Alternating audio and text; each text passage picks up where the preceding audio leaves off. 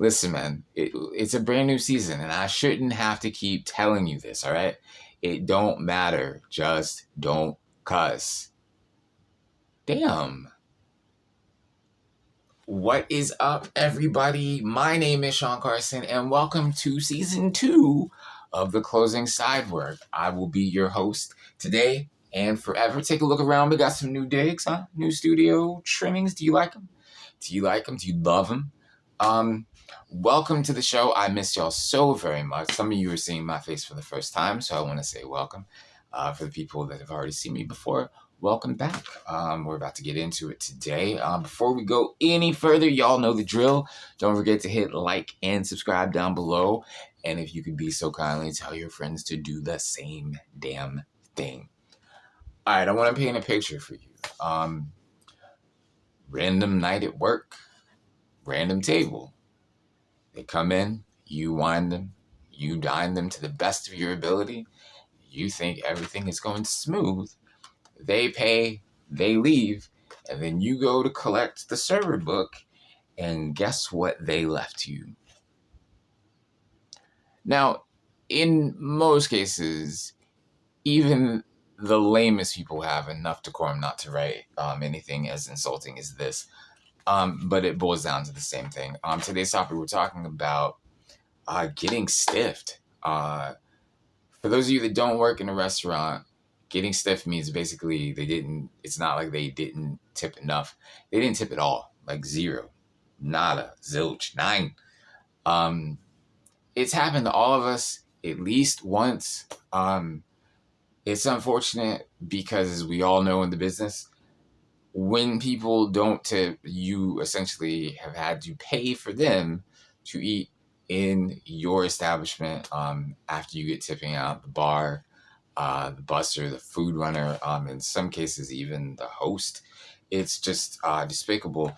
I only bring this up is because recently I was reading an article about the rising number of servers that putting their foot down and confronting people straight on, saying, "Hey, what's up? Was there a problem with the service? Was it me? Was it something?"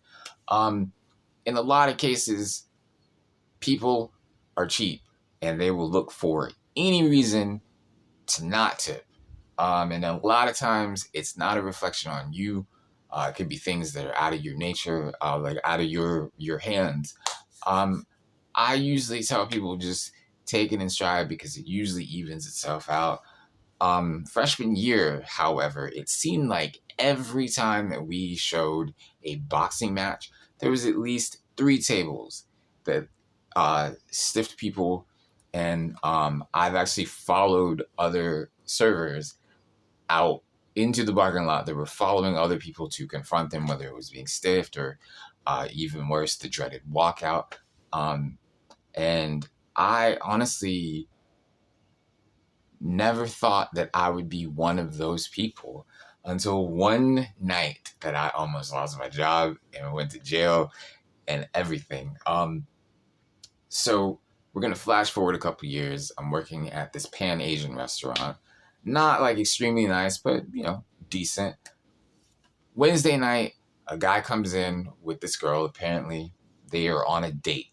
For whatever reason, it appears as though his date is flirting with me. Now, before we go any further, I want to let you know that was definitely a one-way street. Not because she wasn't attractive. In fact, she was very gorgeous. But I'm not into bird dogging another man's girl. I just think that's just tasteless. And more importantly, I'm at work. But as the night goes on, she's becoming more and more open. Amazing what a glass of Chardonnay will do to a gal. And she's finds me funny. And the weird part is, listen, I know that I'm humorous, but I'm not that funny. She was just laughing at everything and just giving me the eyes. And it was just really kind of awkward. So anyways, they have, 4-course meal. I asked for the check. Is it going to be split? The guy says, no, it's all together. He pays. They get up to leave. I say goodbye to them. She goes to the bathroom. I go to grab the book. I open it, and it's a big fat 0. And for whatever reason, that night I was extremely triggered. And before I knew it, my legs had carried me outside of the restaurant looking for this guy, and I found him. And I said, "Excuse me, sir. I'm so sorry. Did you mean to leave zero?" And I don't know who was more surprised that I was outside in his face, him or me, because I was like, "Oh shit, I'm here." But you know what they say: once you get on that horse, you got to ride it. And so he says, "What? What?" And I said, "Did you mean to leave zero?" And this guy looked me in my face without blinking. And I quote, he said, "Yes, because that's what you're worth. Nothing." And when I tell you it took every fiber in my body not to wrap my hands around this man's neck and choke the very life out of him, I mean it. And it was just, I've never been that mad.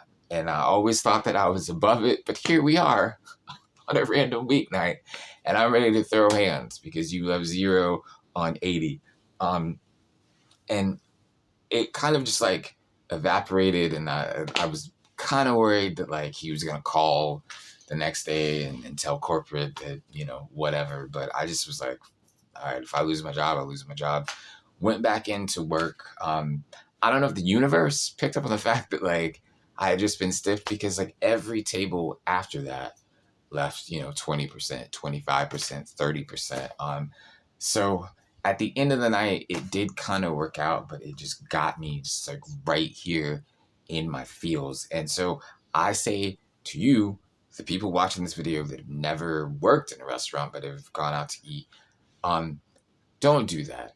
And the last thing you want to do is get on a server's bad side, and especially if you leave anything behind, any reason that we have that we can extract any kind of revenge, we'll do it. Now, me, myself, personally, I've never done it, but I worked somewhere where somebody was giving somebody a hard time and then wound up stiffing them. They left their ID, and the server cut it in half, threw it in the garbage. There was a one time where somebody flushed somebody's literal set of keys down the toilet. They left their keys in a huff to just get out. So if you don't tip, you are playing Russian roulette with the people that take care of you. And we don't necessarily want to be y'all's friends. We just want you to be nice at the very, very, very least. It's ugly, it's disgusting, and there's just no need for it. I feel like anything less than just like for real personal disrespect, there's no reason to not leave a tip. And I really do have to say this as a disclaimer. If there are any servers watching this, this is not an endorsement for you to go out and run after people that have, shorted you or stiffed you or whatever, because you never know who you were running up on. And some people, you can find yourself in a world of trouble, physically, legally, and professionally. So I'm not telling you not to go out and go after these people. But if you have done it, I do understand, and I would love to hear your stories. Feel free, if you're brave enough, to drop a comment down below. That is it for this episode, I think. Yeah, stay with me this season. We're getting off to a good start, I feel. I will see you in the next episode. Until then, my name is Sean Carson. This is the closing Sidework, and y'all are amazing. Thank you so very much. I love y'all.